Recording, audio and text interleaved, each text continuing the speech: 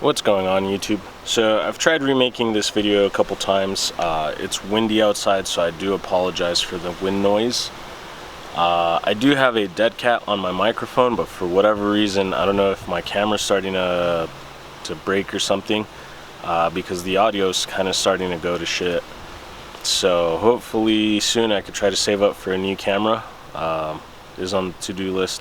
But anyways, for today's video, I want to show you guys something. I bought a new truck. Well, new to me. I ended up getting a 95 Dodge Ram to 3500 dually Cummins turbo diesel. I did put new tires on it. The back also has bags. It came like that. There is a gooseneck already installed, which is pretty cool, but I would like to swap it out, maybe get like a B&W. It does have this rail that I actually really enjoy. I worked construction before, so stuff like that actually comes in handy for me. So not sure if you guys can see it, but it's like a weird bed liner material as paint. Previous owner said he used it for construction. It's a work truck, so I'm not trying to win a beauty contest with this thing. Engine, from what I can tell, is mostly 100% stock. The only thing I could see that's been swapped out is it does have a Jake brake or an exhaust brake. Besides that, everything else seems pretty stock. So let's get into the inside. Dashboard is pretty broken. Cup holder doesn't work. It does have back seats. Back seats are pretty nice. I actually really enjoy that it has a back seat. But for the most part, the truck is so-so. It does have electrical issues. Low beams don't work. Cigarette lighter doesn't work. There's quite a bunch of things that just don't work. The automatic locks, right? So I have to manually open the doors. But for the most part, I do enjoy the truck. I bought it back in January. Pretty soon after I bought it, though, I went to San Francisco to pick up a car for my sister, and fifth gear actually ended up breaking, or at least it was in fifth gear when the transmission broke. I don't know exactly what's wrong with it, and at the moment I haven't had a lot of time off from work. I think in the past month, maybe 2 months, I've only had maybe like 2 days off. So I haven't had a whole lot of time to actually take this thing apart, try to figure it out on my own. Honestly, at this point, I might just take it to a shop that's local. I don't know too much about diesels, to be honest. This is my first diesel truck, so for me, it's a learning experience, right?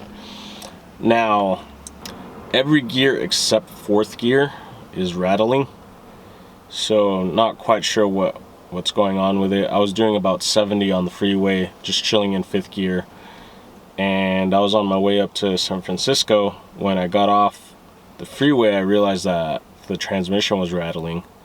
So it's definitely, it has its quirks, but at the same time, at the moment, I cannot afford a brand new truck. You know, brand new trucks are so expensive now. It's to the point that if I do, I have to work around it, you know? And realistically speaking, if I'm gonna buy a brand new truck, I might as well get something that I want. I do like the new Rams. I also like the new F-350s. But if I got a new Ram, I'd probably get like a limited. If I'm gonna spend that much money, might as well just get like the nice one, you know? Of course, it would be a dually as well. I didn't buy this with the intention of daily driving it, right? This is strictly, I want to tow my cars to the track and the motorcycle, right? I'm not going to just go to the park in this thing. I'm not going to go drive around and whatnot. Like, this is strictly, I view it as a work truck, right? That's why I bought it. I don't really plan on using it for anything else. With that being said, I would like to potentially make more power out of it. Maybe swap out the turbo for like a K27. You know, maybe some bigger injectors, just little things here and there, you know. Not trying to make gobs of power, but if I could realistically get maybe close to 300 horsepower, you know, maybe anywhere from 800 to 1,000 foot-pounds of torque, I'd be perfectly happy. I got to drive a F250 2022 model. It was a XLT, and honestly, the power on that thing, I was just like, damn, this is actually really nice. Obviously, new trucks handle a lot better. This feels like it looks.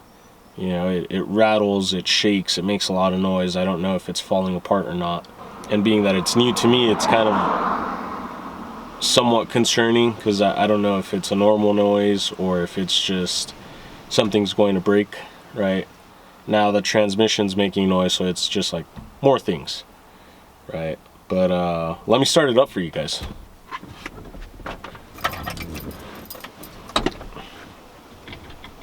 So it is a NV 4500 5-speed.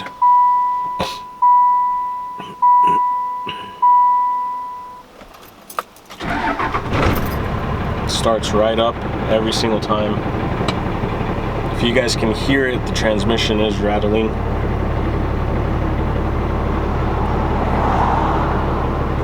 But the cool thing is, this thing has AC. Now the vents don't work.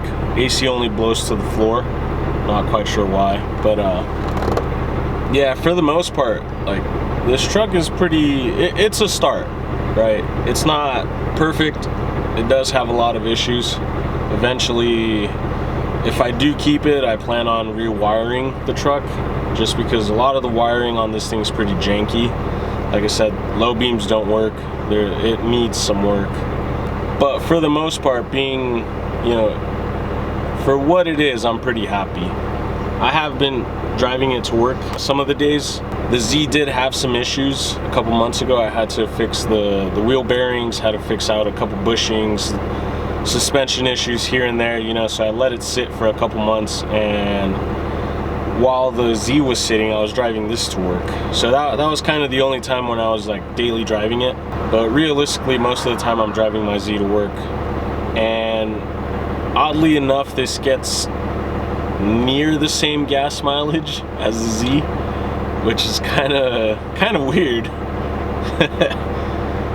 Before this truck, I used to have a Silverado with a 454, and I used to go through a tank in a day, just driving like an idiot, right?